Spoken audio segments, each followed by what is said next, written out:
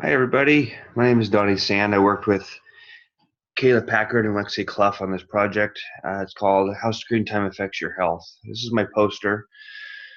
We all focused on how screen time affects our physical, mental, and social health. So our abstract here gives us a little bit about, or gives us our thesis here, and our breakdown of physical, mental health and social health.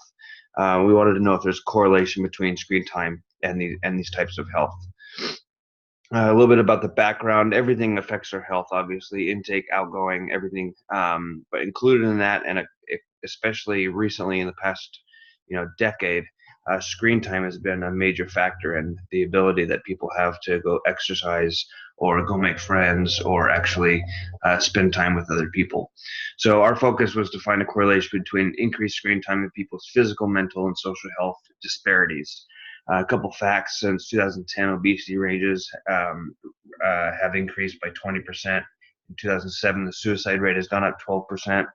And then social media is talking about how much social media we use instead of actually going out and hanging out with people.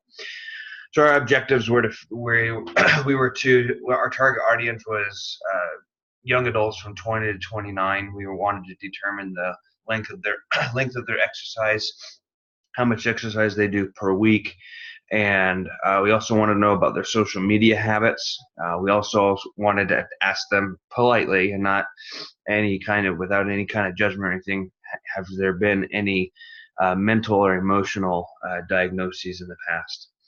Our methods was we essentially sent out a survey to people that we knew and had them email it back to us. We also made phone calls and did surveys over the phone in order to get these answers. All these answers were maintained anonymously, so there's no names attached to any of these.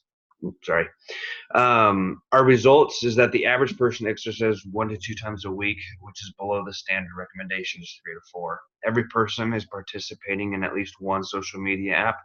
The average was 3, and some people actually went up to 5 or even 6, and that's also including dating apps such as Tinder, Grindr, and Bumble, and all those other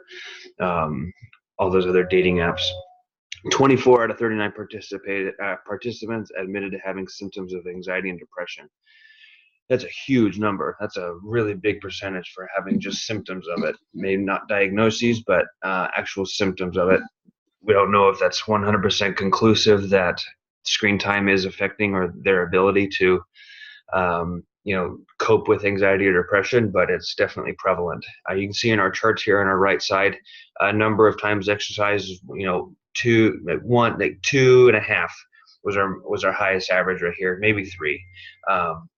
And then number of social media, our average was 3, and it went all the way up into 5. And then here's our yes, no answer to anxiety or depression. No is 1, and yes was 2.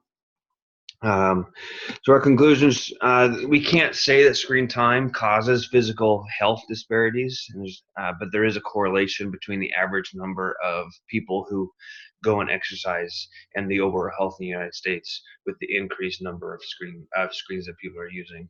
Social media has become a leading form of communication between humans in the world. With that increase, the staggering number of mental illness is also rising with it. And then also screen time has a direct correlation to anxiety and depression among 20-year-olds. So 20-year-olds, meaning 20 to 29.